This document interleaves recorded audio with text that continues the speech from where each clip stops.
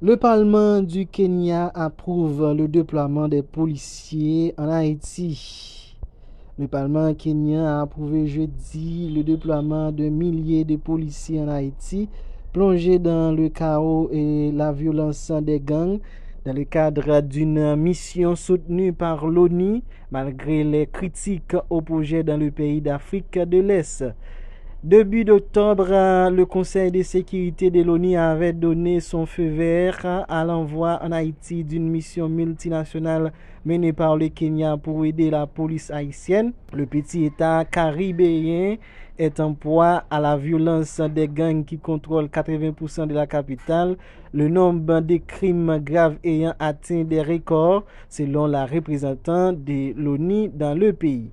Les oui l'emportent, a laconiquement déclaré la vice-présidente du Parlement kenyan, Gladys Buss, après avoir demandé aux élus de se prononcer à voix haute. Ce déploiement reste toutefois suspendu par la Haute Cour de Nairobi qui examine à partir de jeudi un recours déposé par un opposant qui argue que cette mission est inconstitutionnelle. Si Nairobi a promis 1 millier de membres de force de l'ordre, le nombre total de la composition de la force soutenue par les États-Unis ne sont pas finalisés. Le Kenya a déjà participé à plusieurs opérations de maintien de la paix dans des pays voisins, République démocratique du Congo, Somalie et dans diverses parties du monde, Libéria, Timor oriental, ex-Yougoslavie. Le gouvernement kenyan a reçu de vives critiques depuis l'annonce de sa décision d'envoyer des policiers en Haïti, pays hautement instable et dangereux.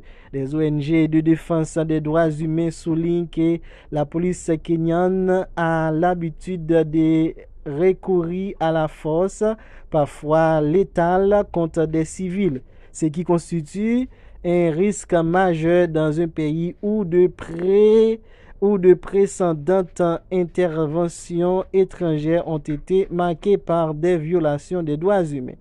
L'opposant à l'origine du recours, Ekuru Aukot, a affirmé sur X, ex-Twitter, que ce déploiement est une mission suicide pour nos 1000 policiers. Des casques bleus de la mission des Nations Unies pour la stabilisation en Haïti, MUNISTA, présente de 2004 à 2007, avaient en effet apporté le choléra, entraînant une épidémie ayant fait plus de 10 000 morts.